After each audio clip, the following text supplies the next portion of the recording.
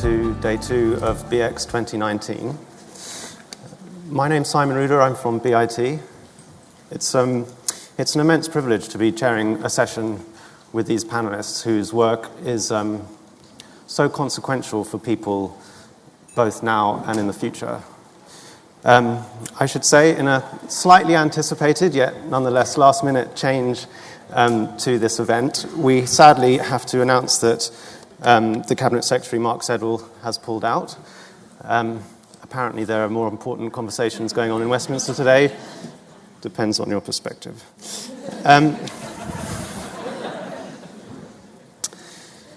Humans are capable of immense kindness to each other, but sadly also immense cruelty. Social cohesion and the reduction of prejudice is not a sort of traditional area of government policy, yet it's an area of research which cuts across many other important traditional areas of government policy like violence reduction, immigration, inequality, education, and many others.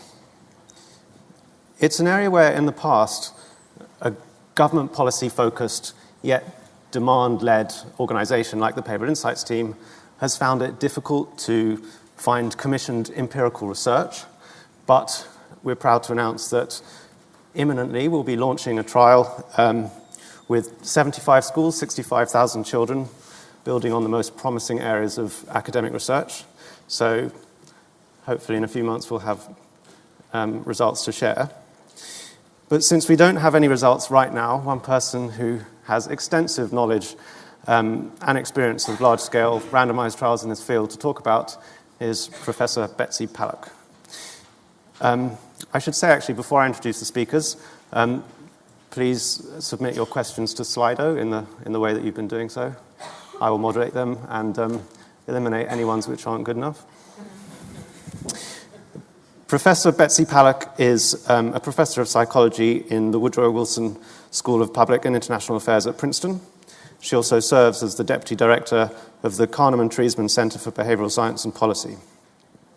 She is best known, according to Wikipedia, for creating large-scale field experiments, utilizing theoretical social psychology strategies and tools to formulate effective and practical methods for reducing conflict and discrimination. Please welcome Professor Paluck to the stage.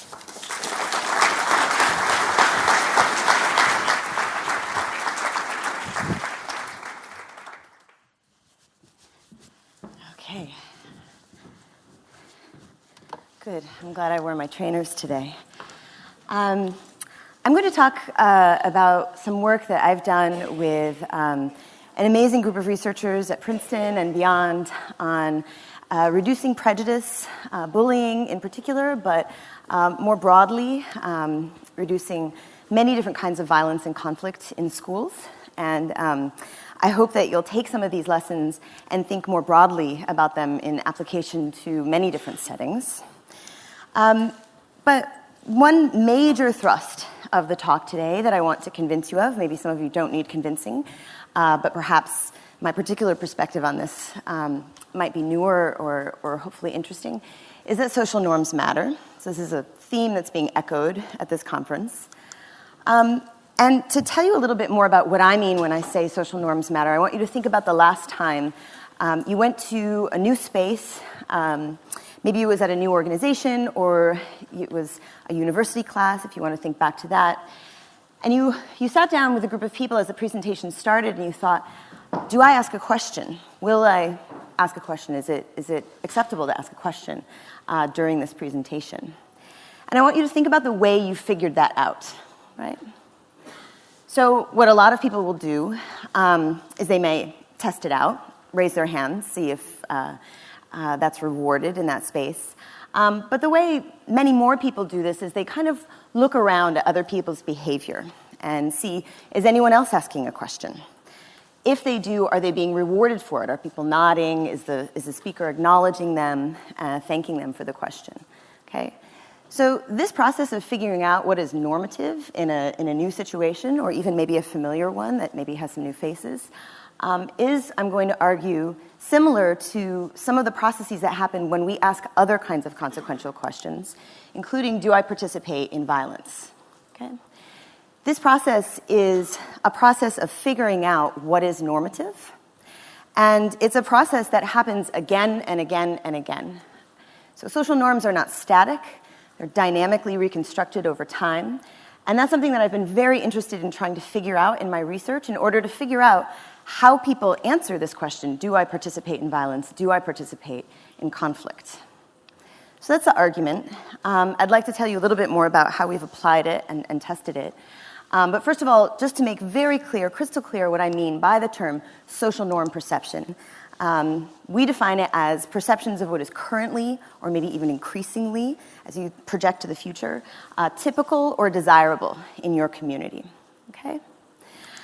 So an example of this would be, I think most Americans support same-sex marriage.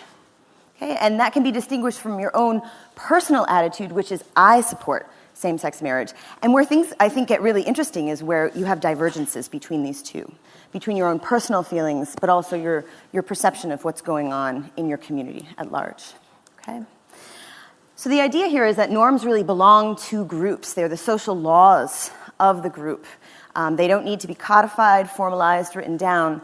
They're something that you perceive by sometimes just looking around and figuring it out, right?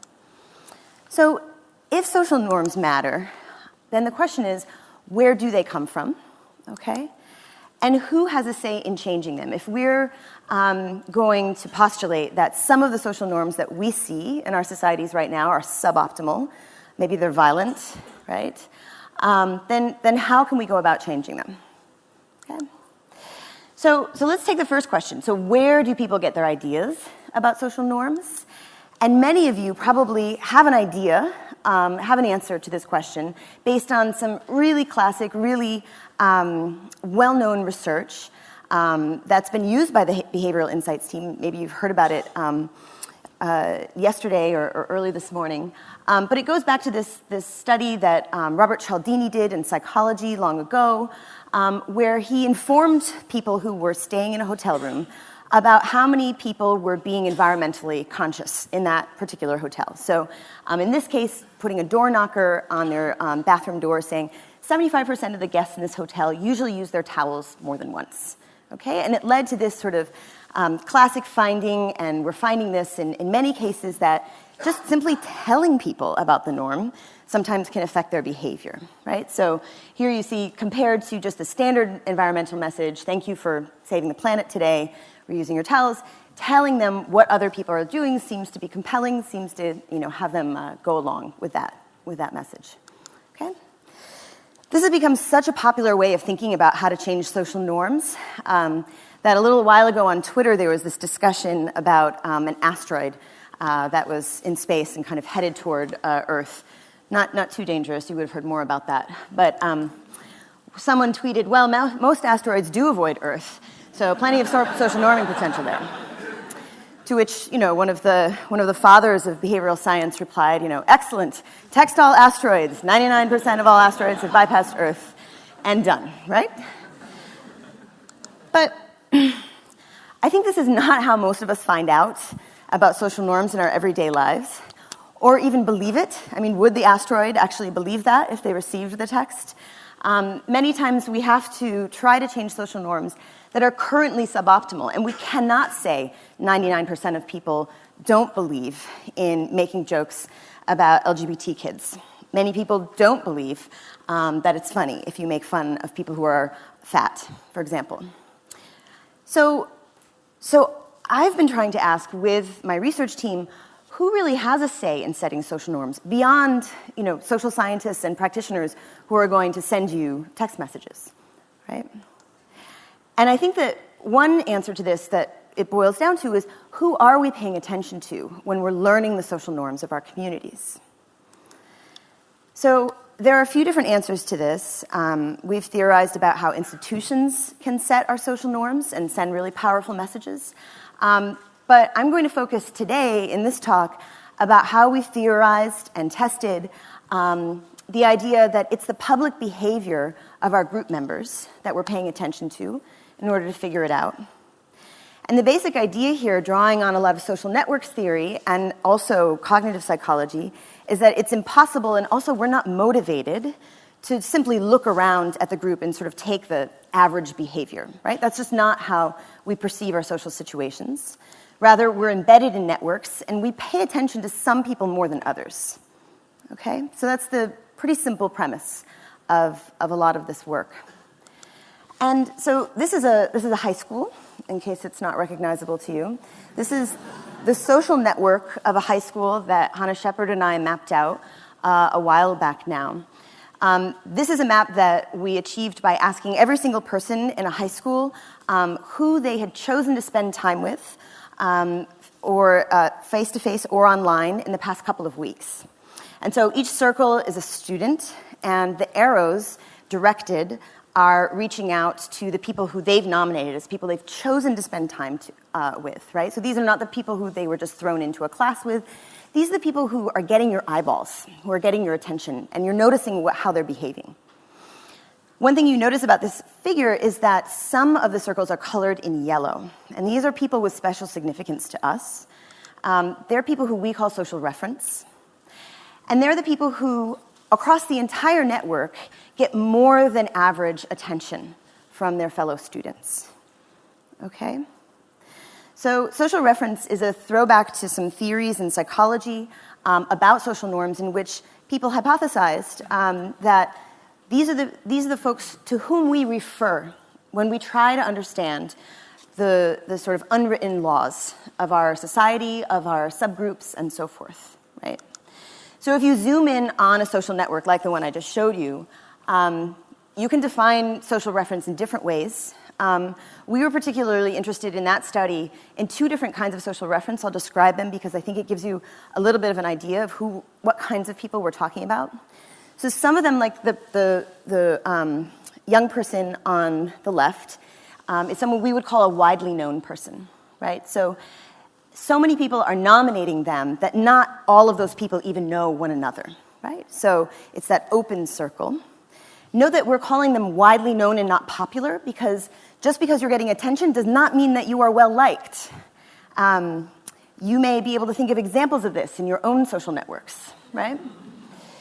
The other type of person is the clique leader, and this is pretty self-explanatory now that I've gone through the other one. These are people who are getting a lot of attention, but in closed circles where everyone knows one another, right?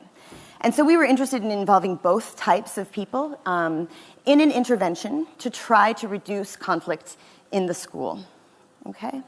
This was our first attempt to do so, and the idea behind it was that many anti-conflict and anti-bullying types of programs are enormously top-down. It's adults telling students to, just say no to bullying or whatever, language that adults think is appropriate for this. But it's based on the premise that students do not lack empathy, students do not lack perspective taking.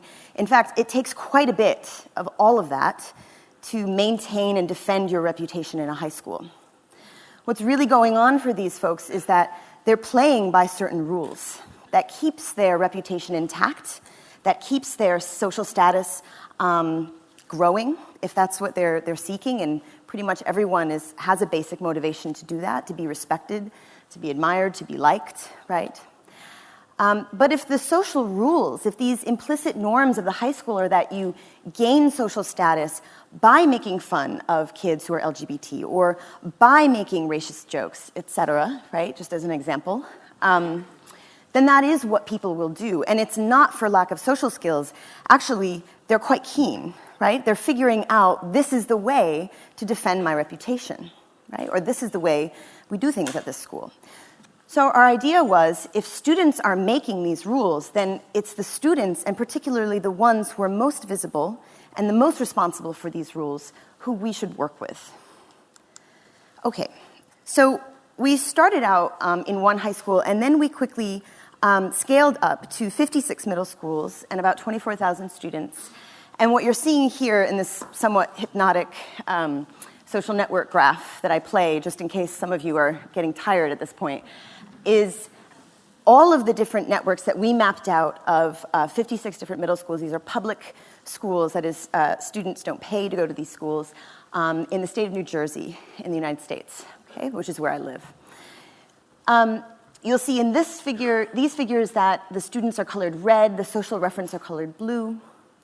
And what we did in this scale up is we designed an intervention to work with the students, but actually in this particular instance, when we were running this trial, we didn't involve just the social reference.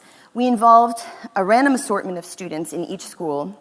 So each school that was involved in this program, which I'm about to tell you about, had varying proportions of these influential students.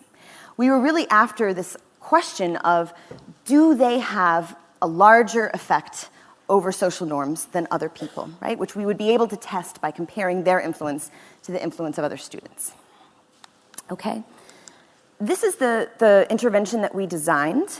And we named it Roots for no other particular reason than it seemed to be the name that the least number of middle schoolers could make fun of or turn into some sort of a joke. Intervention design is no joke. I respect all of you who are out there working hard to do so. And so we designed a number of meetings to bring together the students who we had randomly selected from each school to participate in this anti-conflict, anti-bullying program. And I would say that the overall logic of this research design, again, was to involve these students and to actually ask them to tell us, what would you like to change about your school? Rather than to set the agenda and say, these are the things that you need to do, these are the slogans that you need to push with your students, what is it that makes you feel uncomfortable or nervous or sick about having to come to school? What's sort of hard about following these social rules at your school? And over the course of the year, we mostly acted as their campaign managers while they were the politicians. And so what we tried to do was give them templates for action. For example, to say, why don't you design a hashtag campaign? What would that look like at your school? What's the most important message that you think you need to get across? And different students in the group could choose their different messages and their different hashtags. We simply tried to encourage them to always attach their name to it.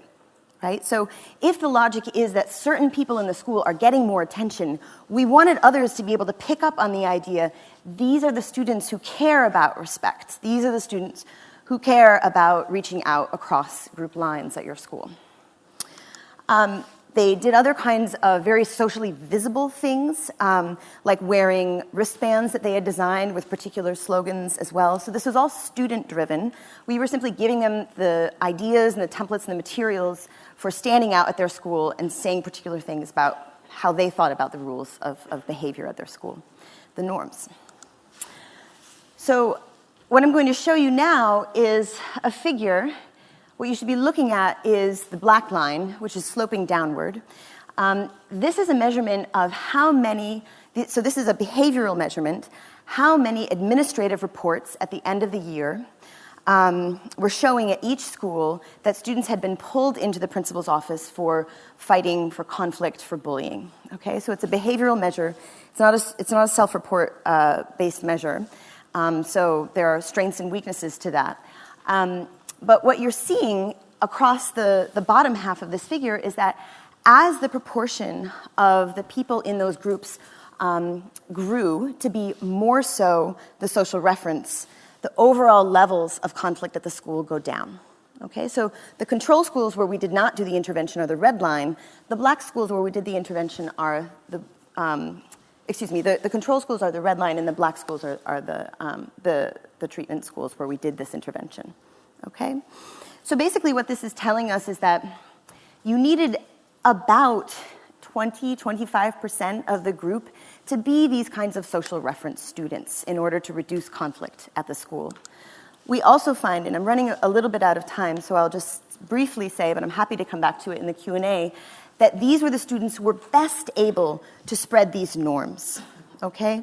So just directing your attention to the rightmost side of the figure, and I can explain more later, the two dots at the rightmost side, as they grow, as they're taller, these are improvements in the social norms of the school. So students saying things like, it's not funny at my school to make fun of people who are fat, it's not funny to, et cetera, right? So they're indices of all of these different kinds of norms of intolerance. And it's the social reference students who are best at influencing perceptions of these norms. Okay. So just to sum up, the lesson here today is that that I'm taking from this research is that community members really have a say in setting these social norms, right?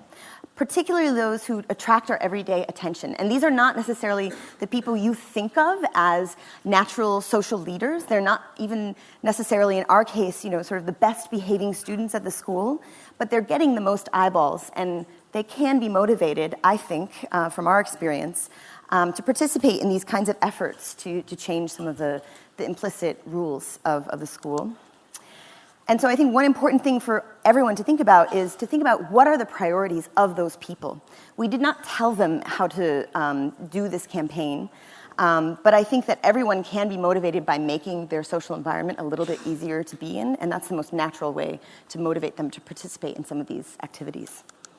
And also, finally, that collaboration works. So none of our groups were these entirely elite forces of influencers. You see that there were assortments of students who were participating. And so I think that's another lesson to take away from this particular trial. Okay, and that's it for me.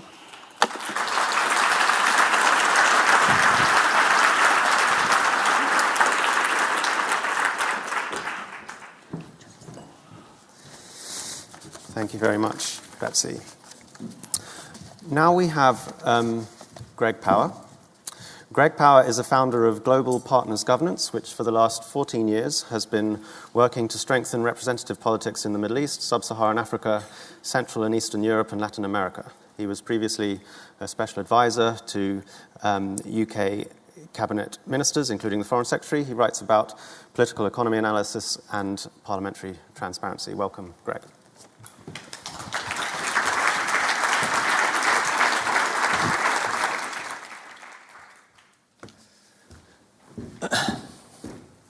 Good morning. I was going to start by apologising for not being Jonathan Powell. I'm now going to have to apologise for not being Jonathan Powell or Mark Sedwill. And I'm as disappointed as you are, partly because I've heard me speak before. So it's lovely to be here. You're probably thinking this is a bit of a stretch for a behavioural conference to talk about politics. Part of the reason I'm here is because each time I see David Halpern, he asks me, have you written your book yet? Which is about how politicians behave in complex places. Now, to put this into context, David has been asking me this question for about 3 years now, which gives you a sense of where I'm at with the book, but I'm hoping it's going to be completed soon. A lot of what we do, my organisation, Global Partners Governance Practice, is to try and apply some of these behavioural insights to the strengthening of political institutions. Over the course of the last 14 years, as Simon mentioned, we've worked extensively across the Middle East in places like Iraq and Libya, very highly divided societies, but also in Sub-Saharan Africa, in places like Sudan and Zimbabwe and Uganda and Tanzania, but then also in Central Europe and more recently in places like Nepal and Fiji. I set up the organisation, having previously been a special advisor, partly out of frustration at the way that an awful lot of international assistance to developing democracies is done. Now, our government and governments in Europe and America spend billions in trying to strengthen political systems in other countries. But they tend to focus much more on institutional structure than they do on the people inside those institutions. Often it's about the constitutional structures, the institutional architecture, and less about the people inside those buildings and how they behave. And that's where we operate.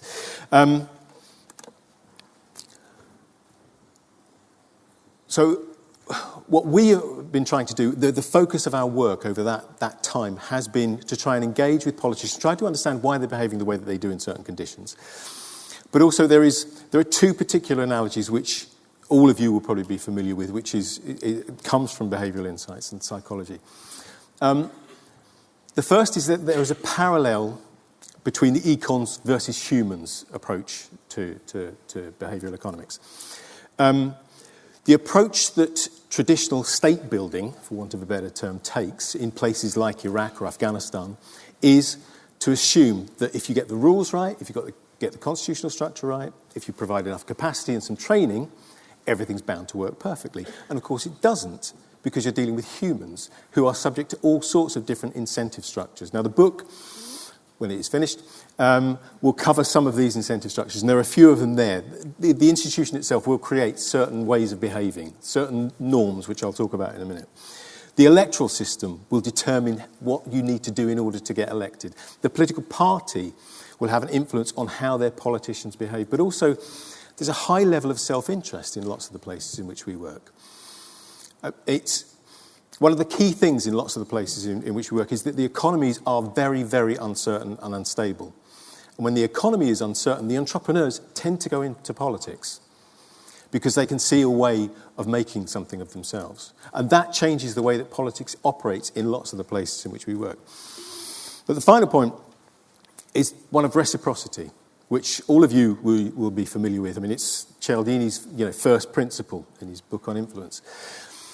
Francis Fukuyama, who some of you will know, professor at Stanford, did a couple of volumes of sweeping, broad political history since the year dot.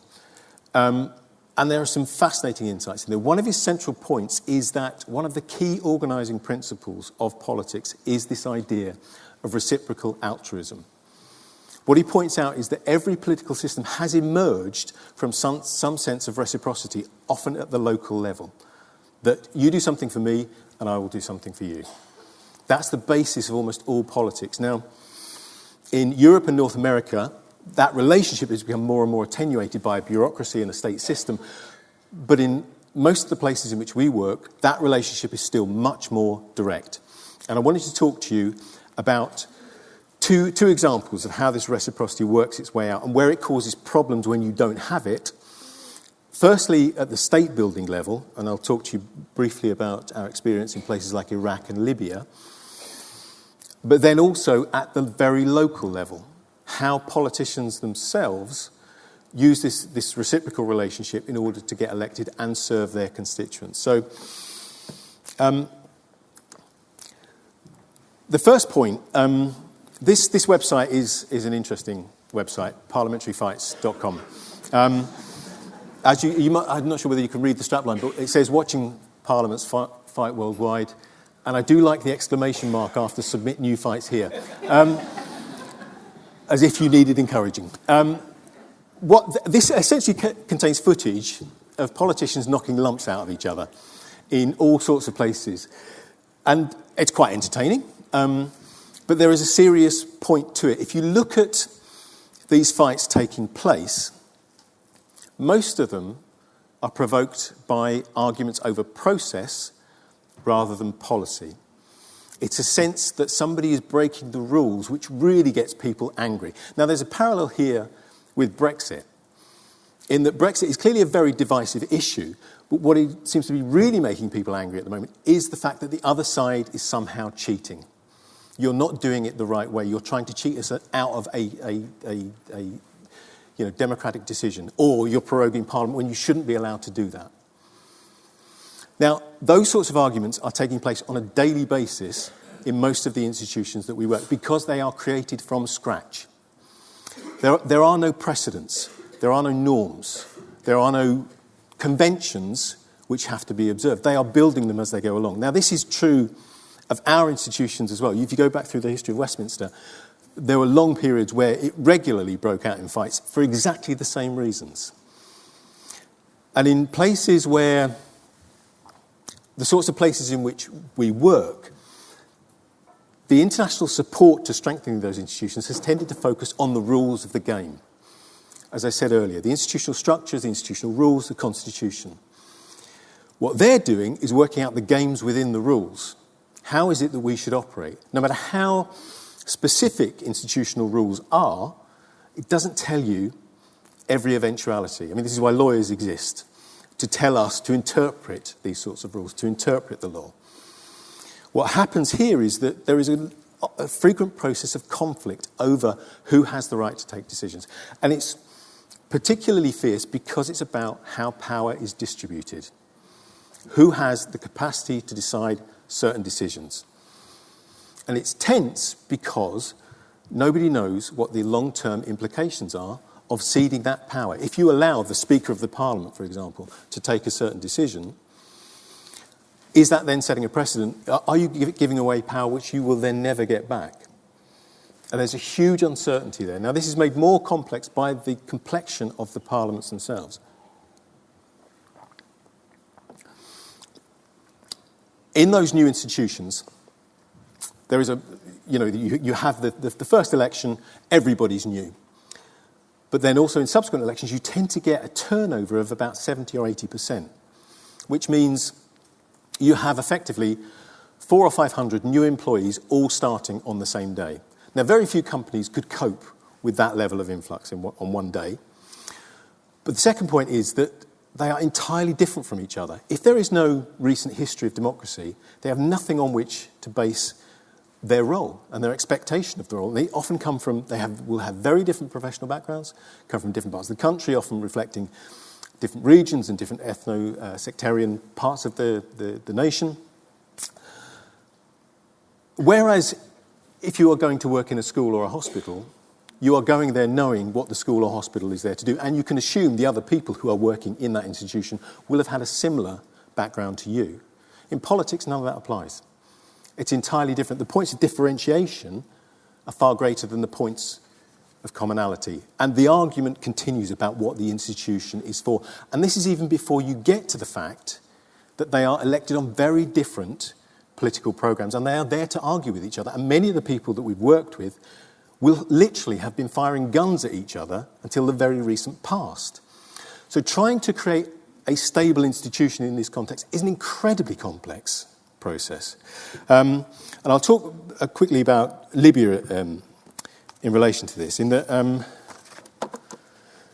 that was the conference centre where the Parliament was sort of temporarily held.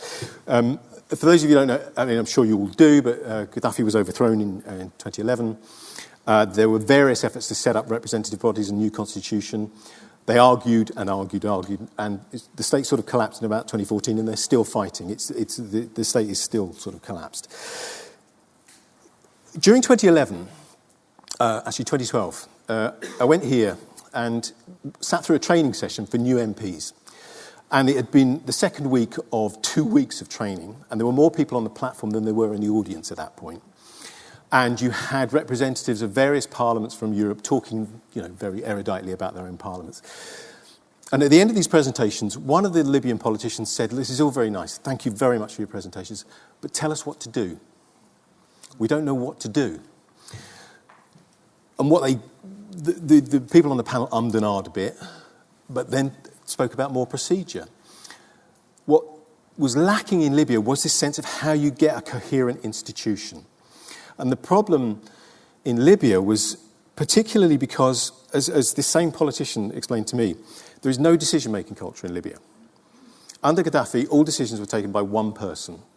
Everybody else just implemented them. So nobody was comfortable with taking decisions, but also nobody wanted anybody else to take a decision either, because there was no trust. They didn't trust anybody else to take decisions, so there was stasis. The system just ground itself down. And it's the most extreme form of zero-sum politics I've ever encountered, because nobody trusted each other, but they also didn't trust the system to manufacture that reciprocity. I was going to talk a bit about Iraq, but I'm already running over time. But Iraq, in some ways, has an opposite problem, and I can talk about that in questions if you're interested. So I was going to jump very quickly to the operation of local reciprocity. This is in the constituency of a politician called Faustine Ndugulile in Kigamboni, just outside Dar es Salaam in Tanzania. And we worked with him, and we've worked with a number of MPs at the local level, trying to help them be more effective in serving their constituents. Now, Faustine's story I have heard in all sorts of different countries, and you often hear the same stories, that politicians will wake up to a queue of people outside their door every morning who need help now. And the sorts of stuff they're expected to do, as Faustine said to me, I asked him, what sorts of things do people ask you for? He said, mainly cash. And it's common to hear politicians, especially in sub-Saharan Africa, refer to themselves as walking cash machines. That's the expectation, that people want them to pay for tuition fees, for healthcare, for a new roof, for an air conditioning unit. I was talking to one MP in Nepal who I said, "What's the oddest thing anybody's asked you to buy?" He said, "Well, one constituent asked me to buy him a cow."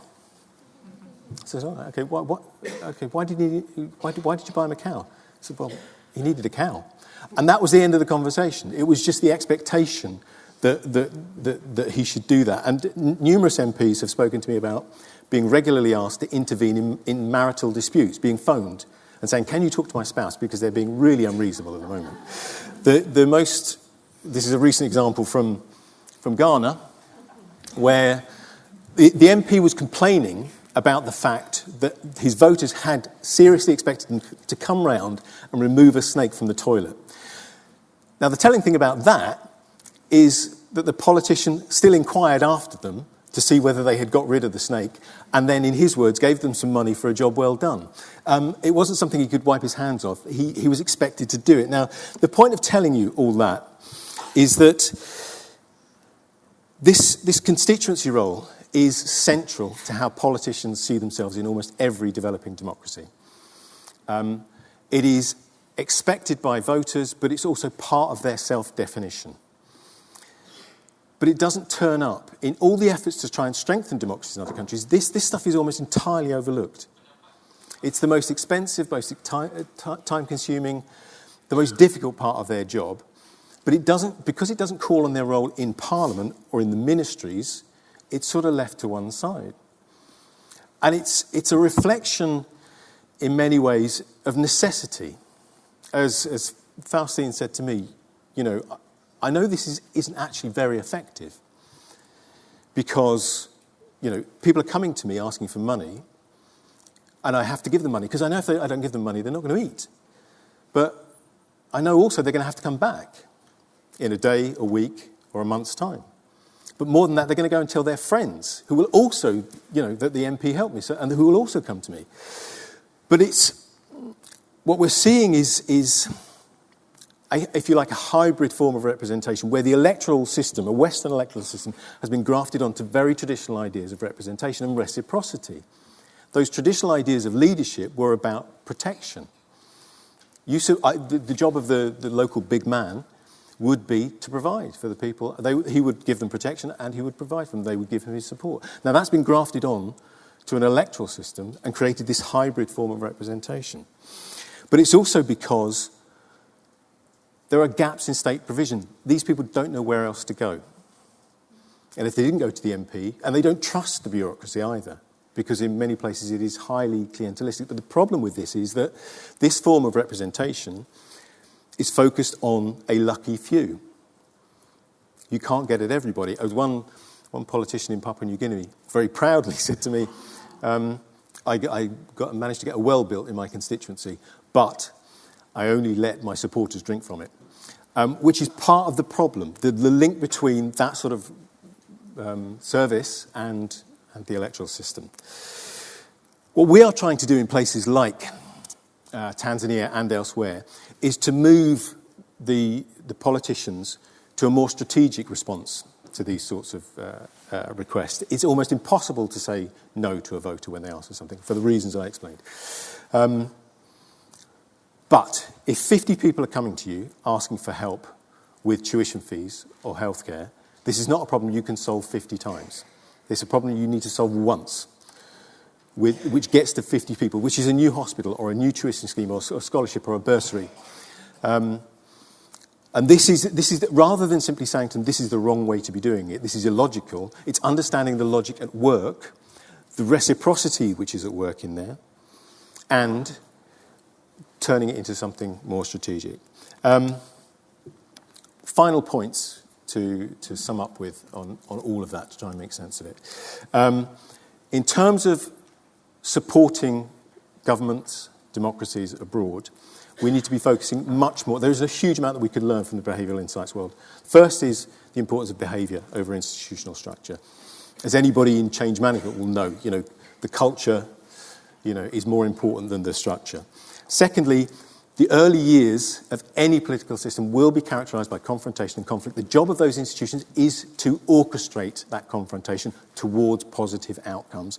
And the third is that we shouldn't be trying to simply recreate the institutions we have here in other countries. They need to be specific to the context, and they need to reflect those local traditions, and what you'll end up with is hybrid institutions and new forms of political representation. The final point I'll make, which I've learnt from David over many years, the key to this is rather than aiming at the big constitutional overhaul, is to start by getting the small things right, and that's what we are trying to do. Thank you.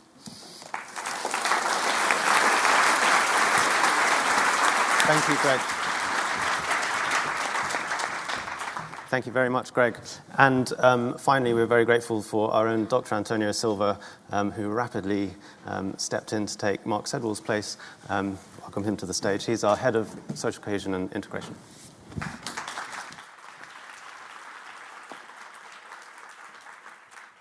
So, hi, I'm not Mark Sedwell, as Simon introduced. I'm Antonio Silva. I'm the head of social cohesion and integration at the Behavioral Insights team. And today I will be talking about some of the challenges and solutions that we found to working in social cohesion in the field, particularly about how the difficulties of adapting academic research that's often done in a lab-based context and bring it to a real-world context, and how what kind of approaches can we do that may be more successful. First, I'll start with expect failure, or in the words of David Alpern, expect heroic failure. That should be the basis of whenever we start working in public policy, is that the majority of things we do are probably not going to be effective. So this 30% of social programs, this includes crime, education, health, have shown in meta-analysis to not be effective. When I mean not being effective, I mean compared to a control group. And this 30% is likely to be an underestimate. Most projects that get robustly evaluated tend to already be the ones that are the best. So this 30% is probably quite optimistic.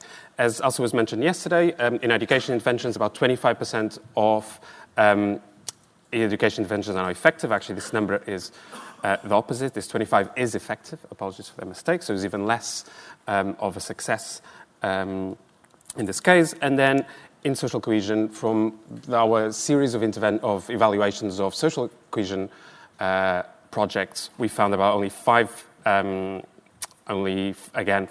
are effective. So this is a very optimistic slide. I think I was trying to change because the numbers looked so bad. So this is 5% are effective, 95% are not effective.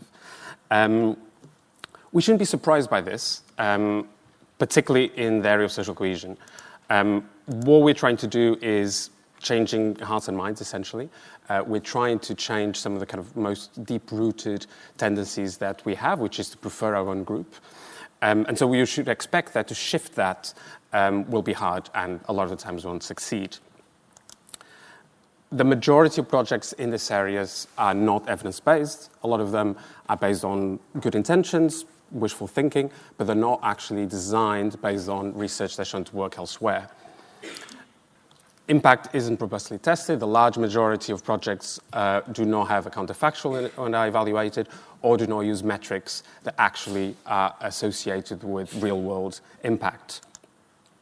And finally, we are not reaching the right people. A lot of projects suffer from self-selection bias. They only reach the people they already converted, so to speak. They've got the least to benefit, because the other people for them don't show up, or it's very difficult to get to. And today, I'll talk a little bit about how can we address some of these issues in order so we can improve the success rate from 5% to something slightly more optimistic. So I'll start about a project we did specifically designed to reach a wider group of people. And this was a project we did in Ealing last year on citizenship ceremonies. This is an area of research that is rather undeveloped. Ceremonies are a very important and symbolic moment for new citizens, but in large majority of cases, very few people attend them other than friends and family. So despite ceremonies being opened to the wider society, no one actually goes to them. And if you ever have the chance to attend, I recommend. It's a very emotional event. People have been waiting many, many years in several cases for this moment, and so it's quite beautiful and moving. And so we thought that this was a very potential for a timely intervention of inviting existing citizens to witness the shared values that newcomers have, and through this, increase openness and increase positive attitudes towards diversity. And so the main challenge to this is that how do we get people that don't already agree with concepts of diversity and concepts of migration? And so one of the things we did is that we designed a letter to send to residents, local residents around the town hall. And the letter was particularly emphasizing the patriotic duty of welcoming newcomers, the British values of democracy, individual liberty, and mutual respect. We have the British flag in the background. We're trying to reach people that perhaps may have less positive attitudes towards diversity. In other words, we do not want to reach Guardian readers. That's the easy way of having an intervention that sounds good and is easy to implement, but actually is not going to shift anything because people are already convinced that migration is a good idea, for example. So the other problem is that we didn't know how many people would turn up. This hadn't really been done before. We picked 4,000, the number from the electoral register randomly. I was hoping for no more than 10% attendance because the room only had 400 people. And luckily we got less than 400 people, but we got 200 people, and which was good because, as you can see, the room was relatively filled. And so basically a 5% attendance rate, and this is something that is useful for next projects. This was a very low-cost budget, so this is not a true randomized controlled trial. This is what we call a split group approach. Essentially, when people attended, when came to the room, we just asked them to sit in the left-hand side of the room or the right-hand side of the room, alternated, and then people in the left side fill in the survey in the beginning, and people in the right side fill in the survey at the end. And then we compared. We didn't ask the same questions twice, because we know that tends to change the way people respond. And also because people get annoyed of responding to the same questions twice. But then we compare people that responded in the beginning versus people at the end. And we asked very few questions. Most of the questions about attitudes towards migration and diversity, which we hypothesize that may have a positive impact after you witness this rather emotional ceremony highlighting the shared identities and the shared values that you have. I want to emphasize that this is a pilot, so the sample sizes are not huge, about 200 people. But we found that particularly one of the questions, which was about, would you mind a close relative marrying someone from a different background? We find a very substantial reduction on the number of people so almost half, 40% reduction in the number of people that stated that they minded marrying someone from a different background, which I think is a very positive result. And this is very early days, so we now want to scale this up and test this in more robust ways. But it's an example of the importance of reaching people that sometimes may not be the first target audience that you think you can get. Onto the second point that I think is very important is the fact that the impact of a lot of these interventions isn't robustly tested, both in terms of trial design and also the types of metrics you use. We started to look at interventions that have shown to work elsewhere, and we're trying to look whether we can adapt them for a context of social cohesion before launching them in scale. And one of them that we thought was most promising was values affirmation. So values affirmation is a technique, very simple technique, that simply asks people to think about a value that is important to them and why it's important to them. This has been widely used in many areas, including BIT. For example, we managed to increase GCSE pass rates by 25% in a large trial in adult education schools. But there's also some literature suggesting that because when you do values affirmation, you feel more comfortable in your own self, you feel more comfortable in your own group, you may feel less threatened from people that are different from you, and as a result, you may be more open towards people from different backgrounds. And so we thought of piloting this in schools to see whether this was effective in reduction of prejudice. And what we found was the opposite. So the question here is about whether you prefer to have friends of the same religion or the same race. And what we found in the treatment group was an increase. So people were more likely to prefer to interact with people of their own group than people from different groups, which is not a good outcome. And we find this is very fascinating because Val's affirmation is a widely used intervention in many different areas, but is rarely checked whether are unintended consequences towards affirming one's values. And so we think this is a really interesting area to explore further. And if you are doing Val's affirmation trials, I would ask you to maybe do a secondary outcome of this type of measures, because we think this is a really interesting and important thing to check. But as I said, this is very early days. This is just a pilot. But it's an example of the importance of testing things before you're launching them, because sometimes you may be causing harm and not have a positive impact. So this has obviously been removed from our interventions now. Antonio, I'm going to have to use the chair's privilege because we're swiftly running out of time. But I really wanted to have 5 minutes just at the end for some questions, because they've been really coming in. So very quickly, we are now taking a lot of this learning and developing a large-scale project to bring evidence base to reduction of prejudice and increase of openness. So we're launching this trial next week. We'll take about 60,000 students, 75 secondary schools. It's an evidence-based 8-hour curriculum. These are the key aspects that we're going to be covering. All of these ideas are taken from academic research, and we're trying to now adapt it to an academic context. You can read about some of them in the report that we wrote last year, which covers some of these topics. This is some of the bases of the curriculum, of things that have worked elsewhere, and now we're trying to see whether this may work in the real world. I'll end with some of the challenge of trying to adapt interventions in a large scale. We always try and use existing channels of delivery. In this case, we're using PSHE classes, which, for people that are not British, citizenship classes, which is something that already exists in schools, which it's relatively easy to change the curriculum because it's not, schools normally don't care that much about it. There's no like changing maths classes. And we're doing this so we can ensure scalability. However, sometimes your channels of delivery may not care about intervention. In this case, teachers do not particularly care about teaching this type of things, which presents a lot of problems. For example, we organize training sessions, very complicated and costly training sessions that then no one attends because they've got better things to do, like teaching maths or English. And this leads to the importance of designing interventions that are as easy and simple as possible to deliver. So our materials, they have to be designed in a way that you open a PowerPoint, you can read the notes in 5 minutes, and then you deliver the intervention. And that intervention has a fidelity that we think will still deliver positive impact.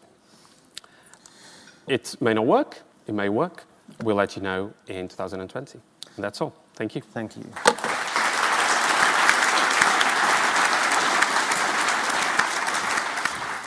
So we have had questions flying in. I've tried to pick the ones which are sort of broadly applicable to each of the presentations. So the one that is also most popular, I'm going to put out there for any panelists to grab. Thinking about social norms, we've talked, I guess, Betsy, you talked about some targeted interventions. But how can public policy at a national level impact social norms? And are there good and influential examples that we can think of? Who wants to go for that? Please. I'll say that some of the research that we've been really interested in pursuing is how institutional decisions and institutional signals can change your perceptions of norms of a country. That's very, very hard to do. I think that the norms that affect your behavior are usually local norms because you're responding to incentives, to the rules of the group that is right around you who will reward you or punish you. But in terms of changing the norms of, people in the UK or people in the United States, et cetera, one thing that we recently studied was, for example, the Supreme Court decision on same-sex marriage and how that did not change anyone in the United States in our sample. It did not change their opinion about same-sex marriage, but it changed their perception of the norm in terms of how they thought Americans accepted same-sex marriage. And so that's not public policy, that is, a legal decision, but it's, I think, an analogy for the kinds of signals that our government sends out about, who they prioritize, who they include in a citizen group or a resident group. I'm going to try and get through a couple quickly, so apologies for the lack of follow-up and discussion. This is one quickly for you, Betsy. How did you convince the social reference to play along and take an active role? Food, skipping class, and letting them do what they wanted. But I think the most important thing was not telling them as an adult, you need to work on this, or this is how we're going to solve these issues, but treating them as experts, treating them as influentials, and having the respect and the humility that we don't know the norms of their school, but they sure do, and they can start to make decisions about what they think is not working for them. Thank you. Maybe this is one for Greg or other panelists. What is the role of media in promoting social cohesion or, in fact, exacerbating conflict? I know, Betsy, you've actually looked at this as well, but maybe, Greg, you could comment first of all. Yeah, I was looking at that question, thinking in particular of some of the places in which we've worked, and specifically Bahrain, which is a tiny country in the Gulf, which has a majority Shia population, but a Sunni ruling family. And we've done work with the politicians there for a long period of time. They introduced a parliament and a more representative political system in around 2000, specifically to try and alleviate some of the tensions between the Sunni and Shia populations and some of the unrest. Now, about 8 or 9 years ago, talking to the politicians, all of them thought that the political system had exacerbated those tensions because what the public saw and the way that the parliament was being portrayed was to emphasise the division between one side and another side. And a lot of what we are trying to do is work at the local level to try and get away from... If you think about the way a plenary session in a parliament operates, it is about playing to an audience outside and emphasising division. At the local level, it's much more about trying to get agreement across groups, and it's much easier to do, which is hence the emphasis on constituency. So it's not a full answer, but I'll stop there. Can I bring you in, Betsy? One thing that we prioritize in my research group is popular culture, and so we believe very strongly that that's what people are paying attention to, and they're getting a lot of messages about social cohesion or division. And so we run a lot of trials in which we're studying the impacts of telenovelas and radio soap operas and so forth, and so we've really prioritized that as a medium of influence and found it to be effective in places like Rwanda, Democratic Republic of Congo, United States. I would say, though, I caution against thinking about it as some kind of a hypodermic needle effect. There's nuance, but we think that there's a lot of action there. Helpers, do I have time for one more question? No, we don't have time. A round of applause, please, for our panelists.